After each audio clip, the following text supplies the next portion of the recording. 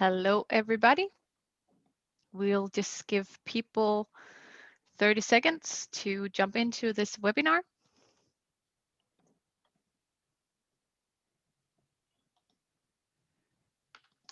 Let me just see. Yeah, people are coming in. Looks great.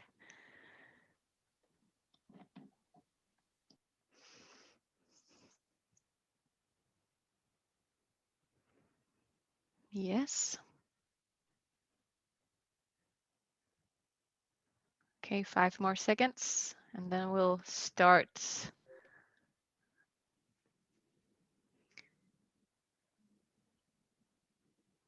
Okay. Hello, everybody, and welcome to today's webinar, an introduction to IT asset management. I'm Michelle, and I'm the marketing manager in Business Now. And with me today, I have Søren Ries Vestergaard. Can you say hi, Søren? Hello. And I also have Jakob Dines.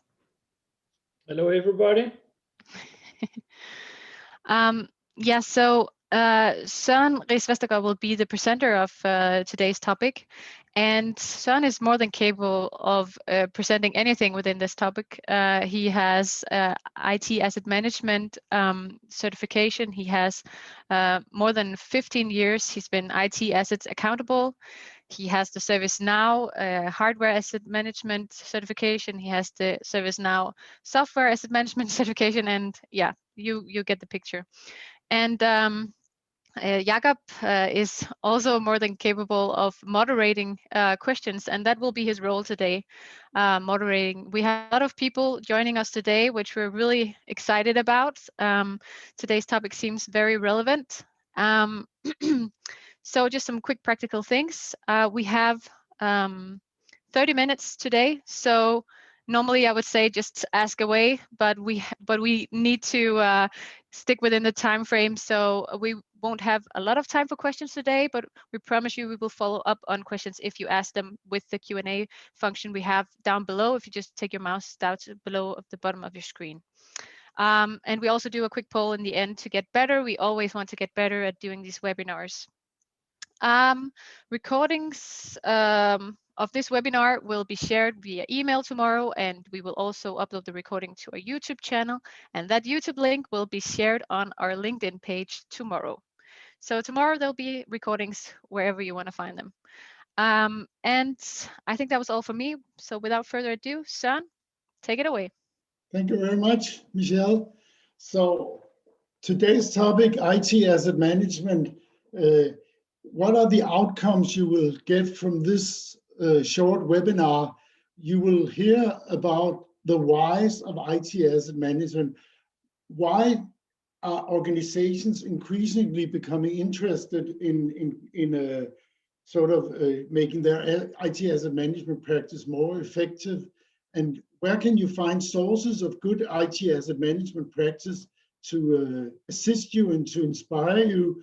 And you will hear about the 4 main pillars of IT asset management. What are those? And then towards the end, we'll talk about whether to start small or big, or either way, to have some sort of long-term vision in order to direct you to take the steps that each build on each other. So what is an asset anyway? Well, an asset is defined as anything useful or valuable thing or person. So maybe your spouse, I hope that he or she is an asset to you with this definition, but for an organization or a company, it means something that we need to be in control of because it assists us in doing what we want to do, and it has a value, which means that if we do not take care of it and maintain it correctly, then we will lose financial or other types of value. So an IT asset is a subset of general assets, and it's anything, any component or whatever that can contribute to the delivery of an IT product or service. So an IT asset management practice is the practice of planning and managing the full life cycle of all IT assets. And this sounds huge, and it is quite huge. So the full life cycle, what is an asset's life cycle? We'll cover that a bit later. So the IT asset management as a field of knowledge, as a practice, is about knowing what you've got, where it is, who's using it, how much it costs, and managing the life cycle from requirements to ultimately disposal. So there are good sources of good ITAM practice or IT asset management practice. So I wanted to direct you to at least two sources. The ITAM org is an international organization. It's a hub of knowledge. It's a place to meet for persons and organizations who work with an ITAM practice. And actually the chairman is Danish. And this is a good place to start. And ITAM org is also the source of the, let's call it, as far as I know, the only really general IT asset management certification scheme, which is the one you see on the bottom left. I'll not go into that in great detail, but I wanted to just mention the IT Asset Management Foundation workbook authored by another Dane, Jan Øberg, which has just been released in the second edition. And the ITAM Foundation course is based on this material. Furthermore, I would say for any ServiceNow customers who are attending this webinar, that ServiceNow has a lot of great knowledge and also certification, implementation specialists, certifications within hardware asset management, software asset management, and related fields of knowledge like discovery. So it's a third source, and there's a lot to be found in the docs on ServiceNow. So why is IT asset management relevant and interesting, and why are more and more organizations becoming interested in investing in this field?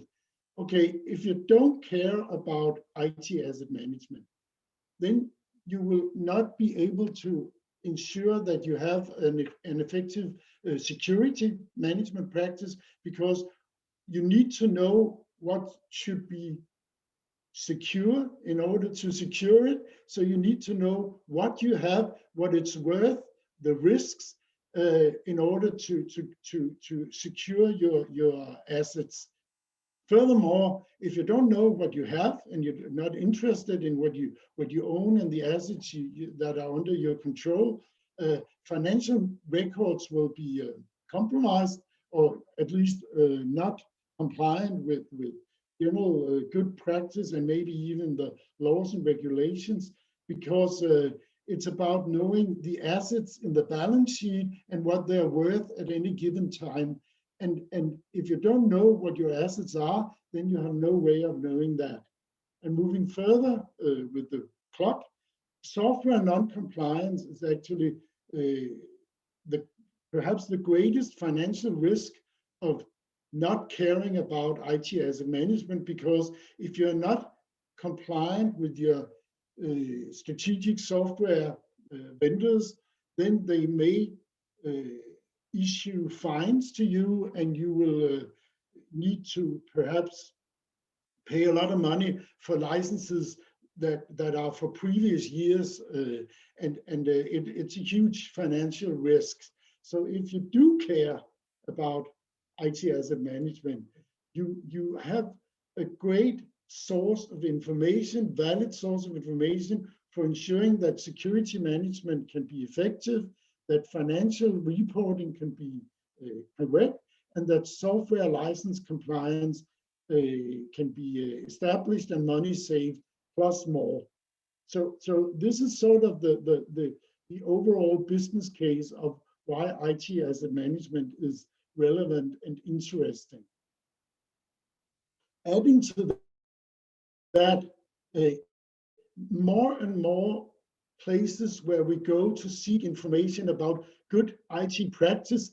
Asset management is actually a prerequisite for good practice in other fields as well. Here, I took a screen dump from a webinar on governance, risk, and compliance, where in these 4 steps towards good governance, risk, and compliance, asset management is actually covering 2 of those, because if you don't know what you have, you're not able to know where your vulnerabilities are, where your risks are, and how you can mitigate risks.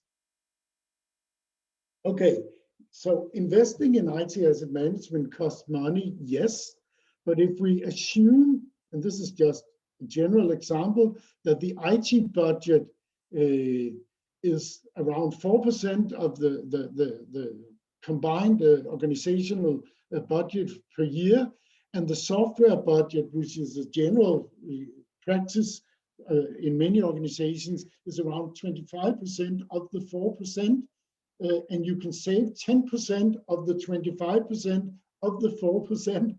Then if you have like a revenue around $100 million, then you will actually be able to save a significant amount of money that goes straight to the bottom line. So this is just to give you a general picture of whether it's worth investing or not. It's up to you, but more and more organizations find that there's a good business case for doing that.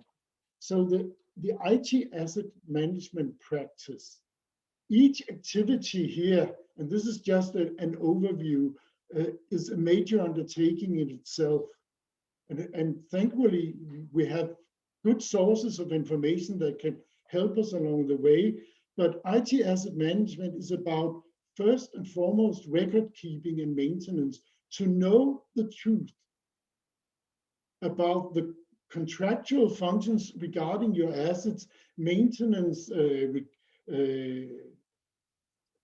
where you go and buy, which contracts cover the supplier management parts of this practice, and which perhaps service organizations help you dispose of your assets whenever they have served their purpose. It's also about discovering, compiling IT assets information.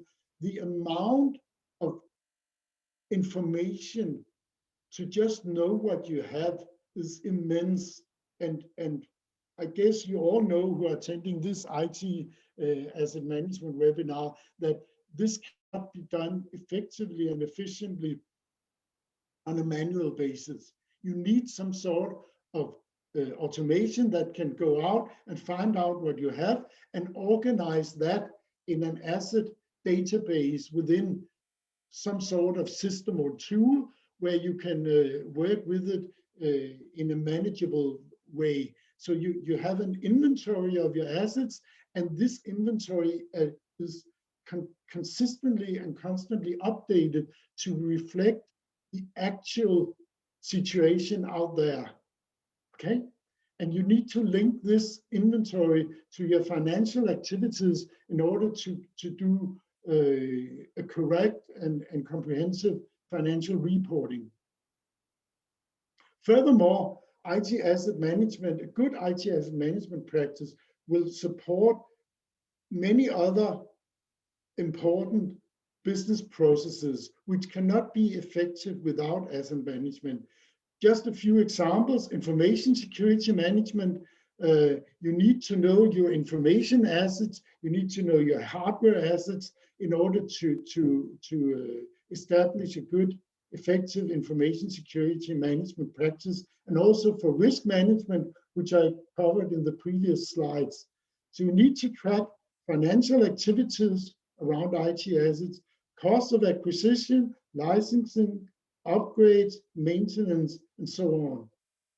Furthermore, a good practice will ensure that you create an environment to help make the most out of your IT assets. Example, software licenses, to ensure that you have the optimal number of software licenses for a given software product. in order to ensure that you can reuse licenses when one employee stops having a specific need for a software product, that you don't have to buy a new license to use it somewhere else, but you can reuse it. This is part of software asset management. So you need to create a good practice to ensure that the whole life cycle is covered. We'll return to that in a minute. And you will ensure with this practice that you support strategic decision making. We have a question, Søren. Yes. This is quite overwhelming. Where do we actually start? Do you have any practical advice? Because you can do all these things, but where to start and how to progress in your whole IT infrastructure? Thank you, Jakob. I don't know who came up with this question, but one thing I will say that the consultant's answer to this is, well, it depends. But I think we can say something more specific than that, in that where most organizations start is actually to establish a base around hardware assets and people. The people side of asset management is actually as important as anything. And if you wish to ensure that you have an effective information security management practice, then you will know who are the people who have access to your information. They may be external or internal. What are they doing when their roles change? What can be done about that? And it's actually an asset management practice to ensure that we know that. But I will turn to that a bit later. So I think I'll proceed from here. But this is sort of based on statistics. Where do people usually start? And it makes a lot of sense. So the IT asset management lifecycle, I'm going to cover it shortly. Of course, there's a huge amount of interesting stuff regarding this. And I'm going to zoom in on the main lifecycle steps here, just to give you an overview of what is the typical asset lifecycle. Okay, here we are focusing on hardware assets. Someone requests something, let's say a laptop. So there's a request activity. How is that request captured? And do we have an effective and efficient way of ensuring that this request is dealt with and handled in a way that leads to a way where we can source the asset, either by reusing something which we already have, or maybe by acquiring something from an external vendor. So the procurement process, or the procurement activity here, is part of the asset life cycle. And you need to establish an asset record as early as possible in order to capture all the data around this asset as early and as soon as possible, so that later you can track the hardware asset and the total cost of ownership effectively. So when we have procured this asset, we need to receive it, we need to perhaps put it in stock, we need to at some point transfer it to the person or whoever is going to use it, this laptop. So someone, let's say Michelle, will receive this laptop. This asset has actually been on record long before Michelle received this laptop. But Michelle will use it. She will hopefully think that it's a valuable tool. And whenever this asset, or Michelle, or both, are moved to somewhere else, or something is added to the asset, if it's changed in some way, at all these stages, we need to track that. So this whole part of the life cycle may be, perhaps Michelle will have this laptop for, let's say, 4 years, which is, I think, a reasonable expectation for a good laptop, maybe even longer. And all the changes should be captured automatically, hopefully, or manually, if that is not feasible. And then at some point, Michelle will retire the asset, perhaps for later reuse to someone who can use it because the asset may still be valuable for the organization, or perhaps the time has come to send the asset to the great graveyard of laptops and dispose of it in a secure way. So here also we have a link to information security management to ensure that any information on this laptop is destroyed or captured in a way where it stays with the organization and not leaves with the asset. So yes. Sorry, I know how many slides you have left. I'm just gonna say that there's 7 minutes until I take over. So That's just fine. Thank you. so you know, you're welcome. Okay, so in general, IT asset management touches everything that IT itself touches. And that leads us to the 4 pillars of IT asset management. And these are shortly to have a good hardware asset management practice, a good software asset management practice, and then cloud and services is sort of a relatively new pillar within IT asset management, because whatever you buy from external services should be considered an asset and should have a good asset management lifecycle practice in its own. And then people and information asset management as the 4th and final.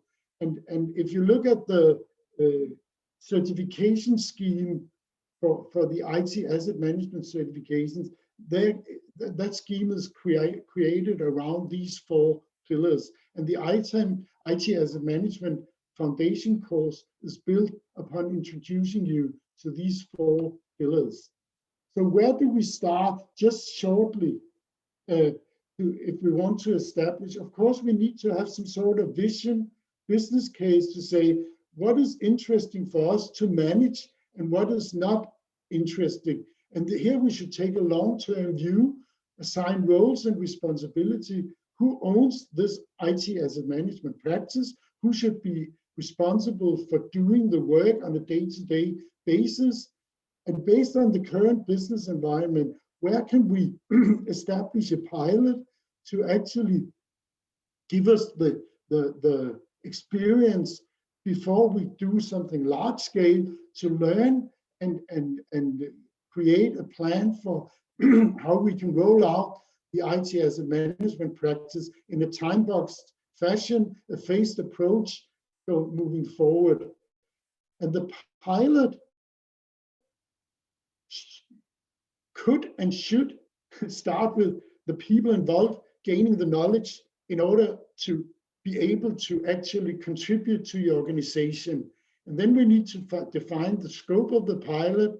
That might be workstation hosts, for instance, implement the practice for this limited scope, ensure that we automate as much as we can, discovery tools, etc., integrate the tools with other tools like financial systems, etc., and then finally expand the scope and say, what are the next steps, so that we learn for each step in order to ensure that we become more and more effective over time.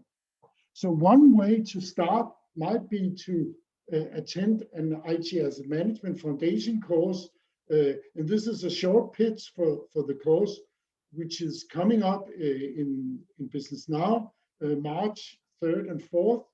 And you can find more information about this on our website, but this may be a good place to start. There are also other course organizations who are offering this, so we're not the only ones, but of course we want to just tell you that we actually can help you here as well. So furthermore, we are planning 2 Business Now webinars on IT asset management. They are not announced yet, but we would look into ServiceNow and how ServiceNow can help you get a good hardware and software asset management practice. So these 2 webinars will be announced as soon as we are ready to do so. Okay, so to wrap up, what you have gained from this short webinar hopefully is to learn a bit about the whys and become inspired to how you can pitch this within your organization if you have the need to do that. And you've learned that there are excellent sources of good IT asset management practice. And it's not something you need to invent yourself. You can adopt and adapt already available knowledge and information out there. There are 4 pillars of IT asset management. You can see them to the right. And each of these are actually quite a journey in each and one in themselves. So it's advisable to start small, but before you start small, you need a long-term vision in order to know where to start so that you can progress iteratively with feedback, which is actually a quote from ITIL 4, in order to progressively learn and become more effective with IT asset management over time. So with that, I'm leaving it up to you, Michelle. Thank you very much, Søren. Well done. Yeah, we'll just have a quick poll, and then Jakob can follow up if there's time for questions at all. I'm not sure. We are a bit tight on time, so I'll just launch a poll right now, and please just give it from 1 to 5. The first question is, how relevant was this webinar for you? And the next one is about the presentation, and did it live up to your expectations? So yeah, I can see that you're voting. That's great.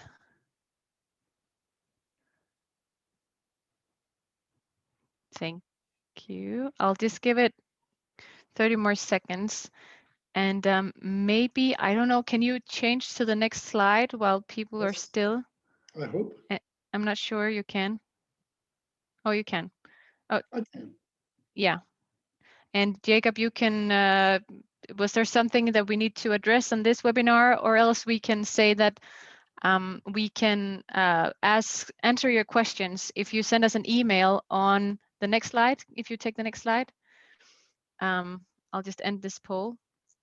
Thank you very much, guys. Then you can see our contact information here. So please, if you had any questions, we will try to answer those that have already come in. But if you have any questions, don't be a stranger. Please reach out. We will love to answer your questions and also come out and talk more about this topic with you guys. As I said earlier, there will be a recording of this webinar that will come to your inbox tomorrow. And also we will put this recording on our YouTube channel. So look on our YouTube channel as well. There's also a lot of other webinars with these two guys and other wise people. And yeah, so and please keep an eye on our LinkedIn channel or LinkedIn page. That's sort of where you get the newest information on what's happening in business now and how we can help you to become even better at what you're already doing. I don't think I have anything else. Jacob, was there anything you wanted to say? Yeah, there are questions, but they're rather technical in terms of how you decide on a system. Okay. So I would recommend that the ones that are having these questions, write us an email and we will come back to you to give you a more elaborate answer. Yeah, please do so. And if you write me at marketing@businessnow.dk, then I will answer your questions. Yes, Søren? Yeah, just a short comment on the question, which is, please remember that IT asset management is not implemented or resolved by implementing a tool. So it's a very relevant question because, as I say, you need to automate because the amount of information is so vast, but you need to do it as part of implementing good practice. So perhaps you need an IT practice for most of you, but anyway, it's worth stressing. Finally. Yeah, that's great, Søren. Yeah, that's a very good point. Well, I guess I earned you half a minute. You can always use that. Thank you so much for joining us today. You'll hear from us tomorrow. And thank you, Søren, and thank you, Jacob. I guess you'll be seeing us next time. Have a good day. Bye-bye. Bye.